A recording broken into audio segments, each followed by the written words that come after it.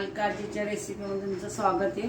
खूप दिवसांनी आपण रेसिपी करतोय। आज करणार आहे कोळंबी। ही मी कोळंबी घेतलेली, पावशेर कोळंबी आहे। नंतर ह्या घरचा मसाला आहे, थोडंसं तांबडं तिखट आहे, थोडासा धनिया जिरे पावडर, गरम मसाला, मीठ चवीनुसार, हळद आणि हे कांदा, लसूण, आलं, खोबरं हे असं भाजून वाटलेलं आहे। आणि नंतर कांदा, टोमॅटो आणि कोथिंबीर। तवा गरम झालेला आहे, त्याच्यात तेल टाकलेलं आहे। आता आपण टाकणार आहे कांदा।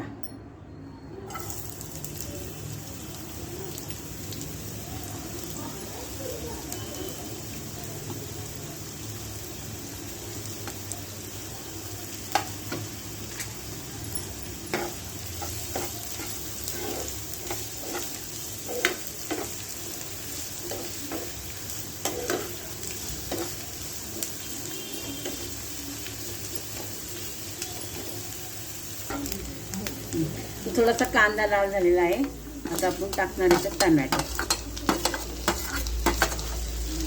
टोमॅटो थोडंसं लाल झालं,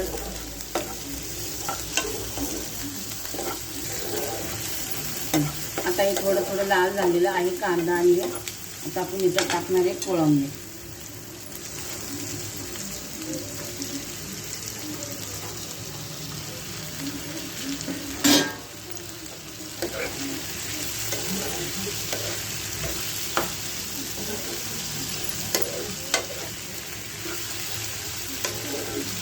थोडीशी कोळंबी 10 मिनिटं परतून घ्यायची छान आणि मग टाकायचा मसाला।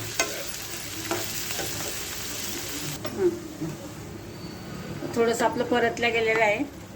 आता आपण हे सगळं टाकीत आहे।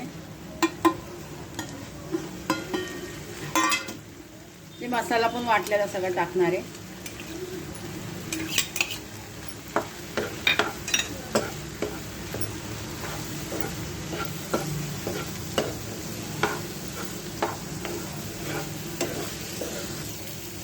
आता एकजीव केलाय ना, आता आपण थोडंसं वाफेवरती 5 मिनिटं शिजवूया आणि मग आपले कोळंबी सुक्की तयार आहे। एकदम आपली कोळंबी तयार झालेली आहे।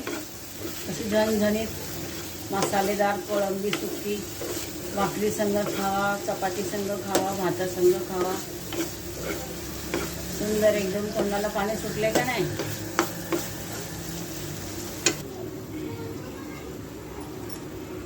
तयार झालेली आहे, खाण्यासाठी तयार आहे।